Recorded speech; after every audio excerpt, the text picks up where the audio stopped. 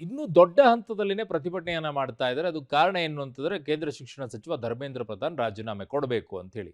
Neat ಪ್ರಶ್ನೆ ಪತ್ರಿಕೆ ಸೋರಿಕೆ ಆಯ್ತಲ್ಲ, ಹಾಗಾಗಿ ಅವ್ರು ರಾಜೀನಾಮೆ ಕೊಡಲೇಬೇಕು ಅನ್ನುವಂಥ ಆಗ್ರಹದಲ್ಲಿ ಜಂತರ್ ಮಂತರ್ನಲ್ಲಿ ಪ್ರತಿಭಟನೆ ತೀವ್ರ ಸ್ವರೂಪಕ್ಕೆ ಹೋಗ್ತಾ ಇದೆ. ಅಲ್ಲಿ ಸಾಮಾಜಿಕ ಕಾರ್ಯಕರ್ತ ಸೋನಂ ವಾಂಗ್ಚುಕ್ ಉಪವಾಸ ಸತ್ಯಾಗ್ರಹ 20ನೇ ದಿನಕ್ಕೆ ಬಂದು ತಲುಪಿದೆ. ಅವರ ಆರೋಗ್ಯ ಅಂತೂ ತೀವ್ರವಾಗಿ ಹದಗೆಡ್ತಾ ಇದೆ. ಆದರೆ ಯಾರೊಬ್ಬರೂ ಕೂಡ ಕೇಂದ್ರದಲ್ಲಿರುವಂಥ ಮಂತ್ರಿಗಳಾಗಿರ್ಬೋದು ಯಾರು ಉತ್ತರನೂ ಕೊಡ್ತಾ ಇಲ್ಲ, ಏನೂ ಹೇಳ್ತಾ ಇಲ್ಲ. ಸೋಮವಾರ ಬೃಹತ್ ಪ್ರತಿಭಟನೆಗೂ ಕೂಡ ವೇದಿಕೆ ರೆಡಿ ಮಾಡ್ಕೊಳ್ತಾ ಇದ್ದಾರೆ ನೋಡಿ.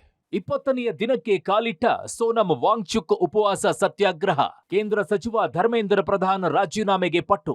ನೀಟ್ ಪ್ರಶ್ನೆ ಪತ್ರಿಕೆ ಸೋರಿಕೆ ಮತ್ತು ಪರೀಕ್ಷಾ ವ್ಯವಸ್ಥೆಯಲ್ಲಿನ ಅಕ್ರಮಗಳ ಹಿನ್ನೆಲೆಯಲ್ಲಿ ಕೇಂದ್ರ ಶಿಕ್ಷಣ ಸಚಿವ ಧರ್ಮೇಂದ್ರ ಪ್ರಧಾನ್ ರಾಜೀನಾಮೆಗೆ ಆಗ್ರಹಿಸಿ ದೆಹಲಿಯ ಜಂತರ್ ಮಂತರ್ನಲ್ಲಿ ಕಾಕ್ರೋಚ್ ಜನತಾ ಪಕ್ಷದ ನೇತೃತ್ವದಲ್ಲಿ ನಡೆಯುತ್ತಿರುವ ಪ್ರತಿಭಟನೆ ಮುಂದುವರೆದಿದೆ.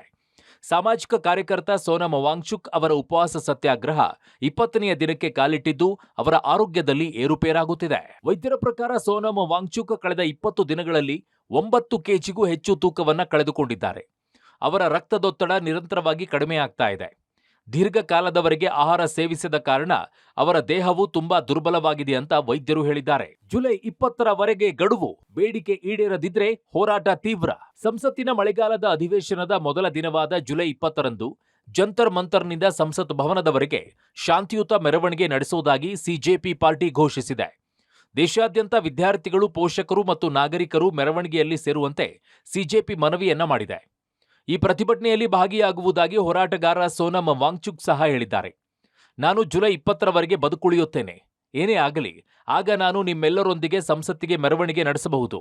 ಜುಲೈ 20ರಂದು ನಮ್ಮ ಮೆರವಣಿಗೆ ಯಶಸ್ವಿಯಾಗದಿದ್ರೆ ನಾನು ದೆವ್ವವಾಗಿ ಹಿಂತಿರುಗುತ್ತೇನೆ ಅಂತ ಹೇಳಿದ್ದಾರೆ. ಈ ಮಧ್ಯೆ ಸೋನಂ ಆರೋಗ್ಯದ ಬಗ್ಗೆ ನಿಗಾ ವಹಿಸುವಂತೆ ಕೇಂದ್ರ ಸರ್ಕಾರಕ್ಕೆ ದೆಹಲಿ ಹೈಕೋರ್ಟ್ ಸೂಚಿಸಿದೆ. ಕೇಂದ್ರ ಶಿಕ್ಷಣ ಸಚಿವ ಧರ್ಮೇಂದ್ರ ಪ್ರಧಾನ್ ಅವರ ರಾಜೀನಾಮೆಗೆ ಆಗ್ರಹಿಸಿ ದೆಹಲಿಯ ಜಂತರ್ ಮಂತರ್ನಲ್ಲಿ ಕಾಕ್ರೋಚ್ ಜನತಾ ಪಾರ್ಟಿ ನೇತೃತ್ವದಲ್ಲಿ ಪ್ರತಿಭಟನೆ ನಡೀತಾ ಇದೆ. ಈ ಪ್ರತಿಭಟನೆಯಲ್ಲಿ ಸಾಮಾಜಿಕ ಹೋರಾಟಗಾರರಾಗಿರುವಂತಹ ಸೋನಂ ವಾಂಗ್ಚುಕ್ ಕೂಡ ಉಪವಾಸ ಸತ್ಯಾಗ್ರಹವನ್ನು ಮಾಡ್ತಾ ಇದ್ದಾರೆ. ಕಳೆದ 20 ದಿನಗಳಿಂದ ಅವರು ಉಪವಾಸ ಧರಣಿ ಕೂತಿರುವಂಥದ್ದು. ಅವರ ಆರೋಗ್ಯದಲ್ಲಿ ನಿರಂತರವಾಗಿ ಕ್ಷೀಣತೆ ಕಂಡು ಬರ್ತಾ ಇದೆ. ಹಾರ್ಟ್ ಬೀಟ್ ಆಗಿರ್ಬೋದು ಅಥವಾ BPL ಆಗಿರ್ಬೋದು. ಅವರ ತೂಕದಲ್ಲೂ ಕೂಡ ಸಾಕಷ್ಟು ದೊಡ್ಡ ಪ್ರಮಾಣದಲ್ಲಿ ಇಳಿಕೆ ಆಗಿರುವಂಥದ್ದು ಸಾಕಷ್ಟು ಆತಂಕಕ್ಕೆ ಕಾರಣವಾಗಿದೆ. ಸೋನಂ ವಾಂಗ್ಚುಕ್ ಅವರನ್ನ ಮಾಜಿ ಸಿಎಂ ಅರವಿಂದ್ ಕೇಜ್ರಿವಾಲ್ ಭೇಟಿಯಾಗಿ ಬೆಂಬಲಿಸಿದ್ರು. ಅಲ್ಲದೆ ಕೇಂದ್ರ ಸಚಿವ ಧರ್ಮೇಂದ್ರ ಪ್ರಧಾನ್ ಅವರನ್ನು ಕೇವಲ ಪದಚ್ಯುತಗೊಳಿಸುವುದಲ್ಲದೆ ಸೋನಂ ವಾಂಗ್ಚುಕ್ ಅವರನ್ನ ಶಿಕ್ಷಣ ಸಚಿವರನ್ನಾಗಿ ಮಾಡುವಂತೆ ಪ್ರಧಾನಿ ಮೋದಿ ಅವರನ್ನ ನಾನು ಒತ್ತಾಯಿಸುತ್ತೇನೆ. ಈ ಕೊಳೆತ ಶಿಕ್ಷಣ ವ್ಯವಸ್ಥೆಗೆ ಅವರಂತಹ ಕ್ರಾಂತಿಕಾರಿ ವ್ಯಕ್ತಿ ನಮಗೆ ಬೇಕು ಅಂತ ಹೇಳಿದ್ದಾರೆ. ಈ ಮಧ್ಯೆ ಸೋನಂಗೆ ಕಾಂಗ್ರೆಸ್ ನಾಯಕ ಪವನ್ ಬೆಂಬಲಿಸಿದ್ದಾರೆ.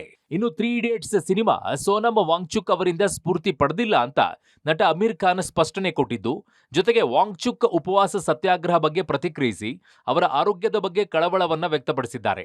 ವಾಂಗ್ಚುಕ್ ತಮ್ಮ ಉಪವಾಸವನ್ನ ಕೊನೆಗೊಳಿಸುತ್ತಾರೆ ಅಂತ ನಾನು ಭಾವಿಸುತ್ತೇನೆ ಅಂತ ಹೇಳಿದ್ದಾರೆ. ಧರ್ಮೇಂದ್ರ ಪ್ರಧಾನ್ ರಾಜೀನಾಮೆಗೆ ಆಗ್ರಹಿಸಿ ನಡೆಯುತ್ತಿರುವ ಉಪವಾಸ ಸತ್ಯಾಗ್ರಹ ತೀವ್ರ ಸ್ವರೂಪ ಪಡೆಯುತ್ತಿದೆ.